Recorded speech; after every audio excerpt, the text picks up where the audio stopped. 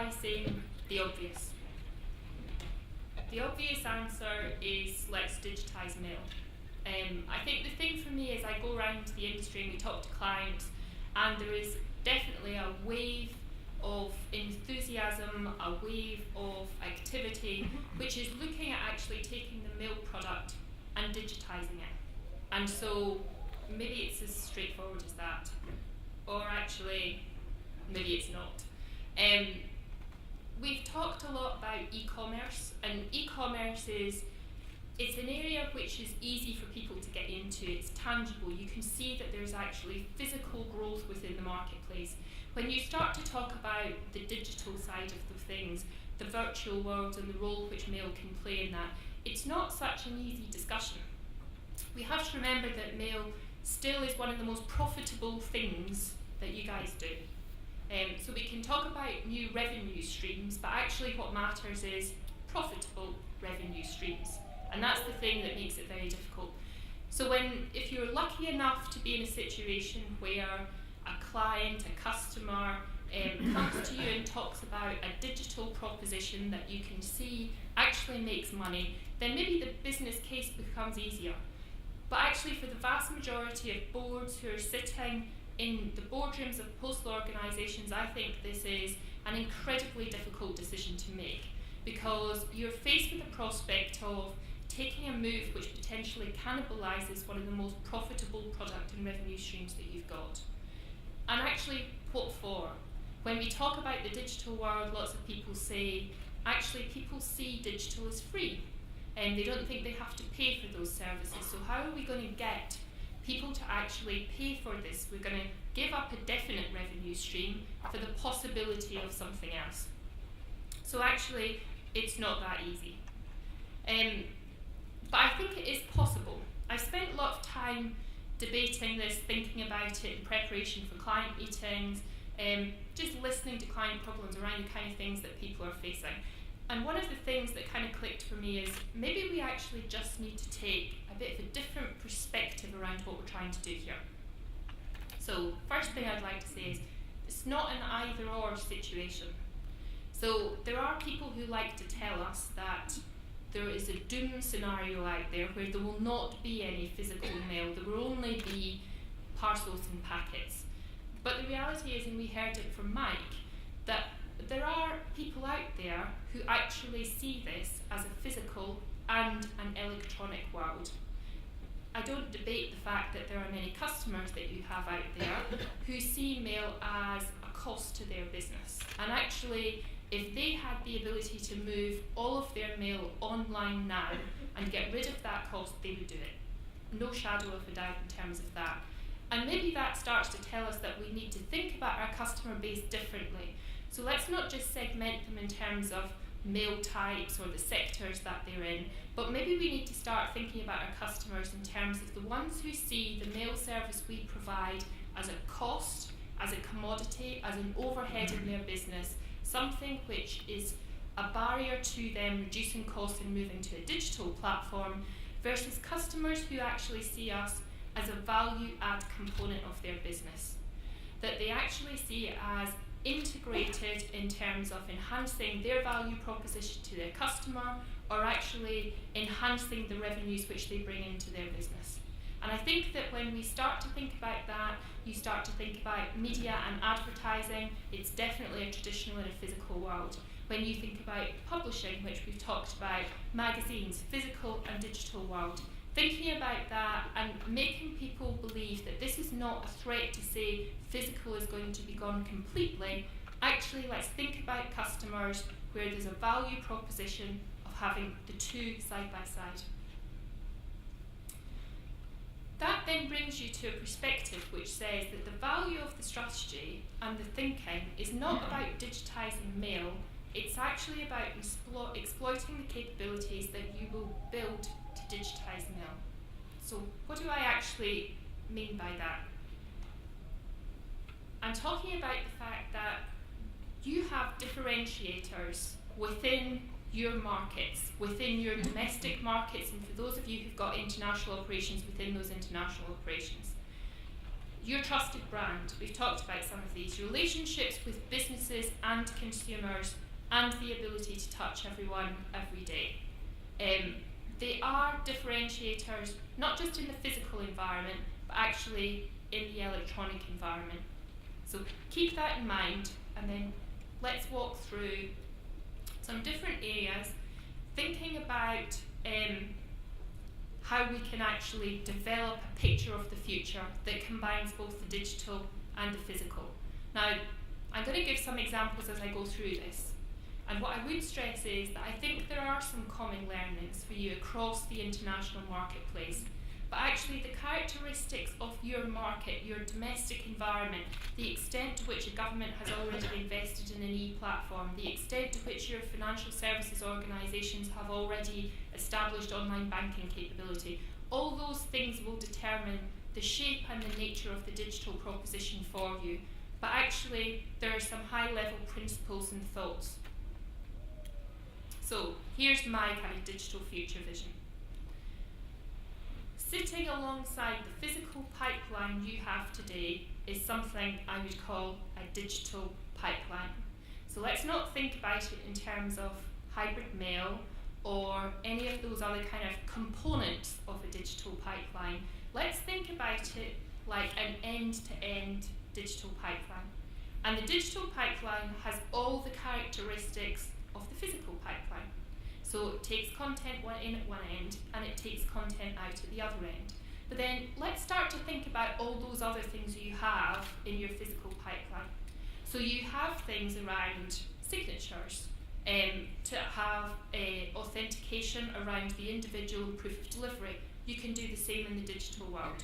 You actually tend to have different levels of security through your physical pipeline, where actually for something which is a low cost product, it just goes through at a standard rate, but actually for something which is either higher value or more sensitive, there's a secure pipeline that actually might offer insurance, it might actually offer return receipt, all those kind of things. Think about the physical pipeline where you might have a cash on delivery, a payment in order to get an item. The same applies within the digital world. So let's not think about at the moment as specific services and constrained thinking. Let's think about the fact that you have built a digital pipeline that sits alongside your physical pipeline. Sorry. The digital pipeline might offer digital mail, but for me, if all it's about is digital mail, that's not something that really excites me. It's something actually that when you go and talk to people who are outside of our sector, they see as an interim solution. It's a gateway to getting people to something which is electronic. It's something which is still a bit commodity, and they don't really get it. So let's broaden the kind of spectrum of thought. For me, it's much, much more than digital mail. So it provides a platform for business to consumer interactions. So we see some of those in terms of government communications with citizens. That seems fine, that seems sensible. But what about thinking about other communications? What about thinking about other interactions that maybe don't actually form part of a communication at the moment? So there's a big drive for people to have access to information. So as a parent accessing report cards, student information on your children, why is there not a role that actually you could actually provide a digital access to that content through some kind of a secure pipeline? What about patient-doctor interaction? Whether that's about making appointments, whether that's exchanging information. Actually, there's some stuff around there that when you start to think about archiving information, about patient records, about documents and interactions between business and consumers across a whole spectrum of fields, you can start to open up new opportunities. The other thing is that while everyone tends to focus on the business to consumer interactions as being the core reason for this, there are actually also business to business interactions. So I joined Accenture in January, and there was a chap who joined on exactly the same day as I did, and his specialist subject is medical imaging within the health sector. Within his market, when I talk to him about this, he's interested because he has a solution which basically builds medical images which will enable faster patient diagnosis. So a hospital may have a patient The patient may be going through some kind of a trauma, they take the medical image and basically they want to send it to another doctor either in the same country or another part of the world to get expert, quick advice on how you actually how they would treat the problem, whether they actually could give a second opinion, the treatment could be different, all those kind of things. The thing that they struggle with from an infrastructure between the hospitals is actually having the secure platform that can take high volume files between those two entities and actually secure the transmission of the data and the interaction. So there's an angle around business to business interactions here, and when you start to think about it, there are lots of them. So don't just think about it in terms of B2C, think about have a secure pipeline, how do I support B2B secure interactions. It also provides a platform for creating communities. Communities are a big thing now in terms of Facebook and all those other kind of entities have created communities. And now the concept is not being adopted just by people in a social context, but actually in a business context. So we're talking about organisations doing product tests with closed user groups, where they actually may send out samples of products and have people test them. We've seen the launch in the UK and in the US around the concept of the matter box, where actually instead of it being direct mail being a leaflet, it's actually about sending out a sample of a product or service. It's actually about creating interest, and it's about getting feedback. Well, you do some things around response services now in a physical world. Actually, what about creating response services in a digital environment? What about having some kind of things around closed user groups, where actually you can start to build communities around products, around services? That could be from an organisation perspective. It could actually be from a government, local, social perspective. It could be around schools. It could be around fundraising and charity activities. But actually, let's think about communities and how you translate that from something which is not just a digital community perspective, but actually linked in with the mail product. It also provides a platform for telecommunications and digital content. So voice over IP, Skype, something that we're all familiar with.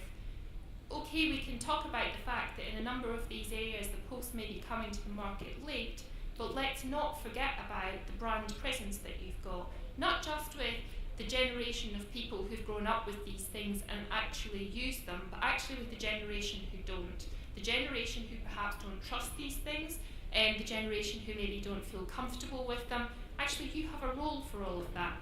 Digital content. We talked before about the physical and the electronic.